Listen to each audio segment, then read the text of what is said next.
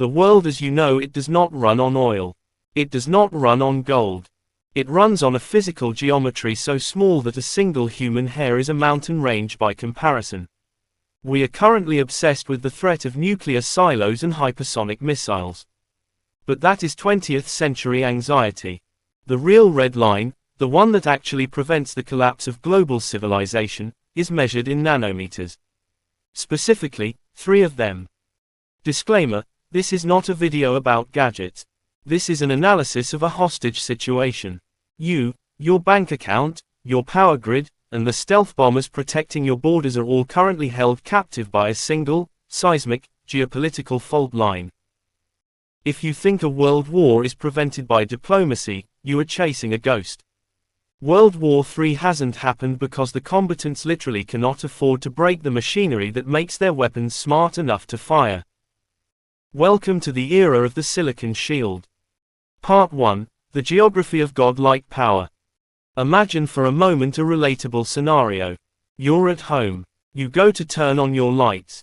They flicker. You check your phone. No signal. You try to start your car. The computer module fails to boot. This isn't a blackout. This is a state of nature event. Most people think of technology as an abstract cloud. It isn't. It is a physical, fragile, and hyper-concentrated system. There is a concept in geopolitics called Foundry Hegemony. Right now, 92% of the world's most advanced logic chips, the brains behind every AI, every F-35 fighter jet, and every smartphone, are manufactured by a single company, TSMC. And they do it on a small island sitting 100 miles off the coast of mainland China. This is the Silicon Zone. It is the most valuable square acreage on the planet. Challenge your assumptions. We are told that globalization is dead. That we are decoupling. That is a lie. You cannot decouple from the laws of physics. To build a 3-nanometer chip, you need a machine called an EUV, extreme ultraviolet lithography. These machines are made by one company in the Netherlands, ASML. They cost $350 million each. They are the most complex instruments ever built by human hands. If Taiwan falls, or if those machines stop humming, the global economy doesn't just recess. It reverts. We lose approximately 40% of the world's computing power overnight. To put that in perspective, the 2008 financial crisis would look like a rounding error. Part 2, the 3 nanometers threshold, beyond the nuclear option. Why 3 nanometers? Why does this specific number act as a deterrent? In the 1960s, the nuclear deterrent was mutually assured destruction, MAD if I hit you, you hit me, and we both die. In 2026, we have transitioned to mutually assured economic obliteration, MAEO. The 3 nanometers chip represents the current state of the art. It allows for a transistor density so high that we can pack billions of switches onto a sliver of silicon the size of a fingernail. This isn't just about faster TikTok scrolls. This is about the offset strategy. Modern warfare is no longer about who has the most tanks. It is about who has the most compute. An autonomous drone swarm powered by 3 nanometers chips can process environmental data, identify targets, and coordinate strikes without a human in the loop. A 10 nanometers chip cannot do that efficiently. It burns too much power and generates too much heat. The gap between 3 nanometers and 7 nanometers is the difference between a smart weapon and a paperweight.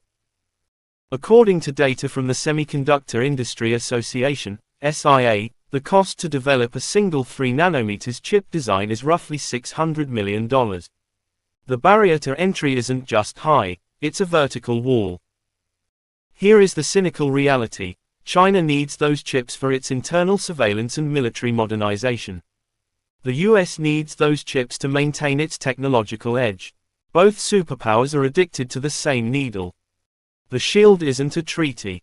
The shield is the fact that if China invades Taiwan, the foundries will be sabotaged or destroyed. The resulting silicon winter would collapse the Chinese Communist Party's domestic economy within months. And the US would lose the ability to maintain its global military footprint.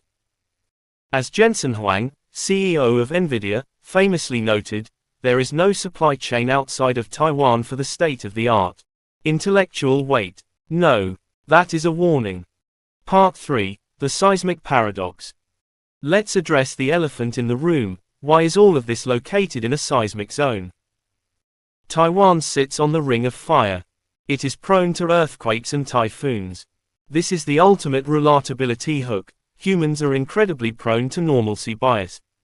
We find a place that works, and we build until the system is too big to move, regardless of the risk. We've built a $600 billion industry on a tectonic fault line because the system demands efficiency over resilience. If a major earthquake hits Hsinchu Science Park, the global just-in-time manufacturing model evaporates. You wouldn't just be unable to buy a new iPhone. The global ledger, the digital record of who owns what, would become inaccessible or unmaintainable. This is the high-stakes gamble of our century. We have traded security for foundry geopolitics. We have concentrated the world's most important resource in a single point of failure. Common objection, but the US is building fabs in Arizona. Europe is building in Germany. Direct answer, it takes a decade to build a fab and another decade to match the yield of a mature foundry. You can build the building, but you cannot easily replicate the 50,000 specialized engineers who have spent 30 years perfecting the alchemy of silicon. By the time the Arizona fabs are fully operational at 3 nanometers, the leading edge will have moved to 1.4 nanometers in Taiwan. The silicon shield is dynamic. It moves faster than the speed of government. Part 4, the decoupling illusion. We hear politicians talk about sovereignty. They want digital sovereignty. But let's look at the math. A single 3 nanometers fab requires more electricity than a mid-sized city and millions of gallons of ultra-pure water daily. It requires chemicals from Japan, lenses from Germany, software from the US, and precision manufacturing from Taiwan.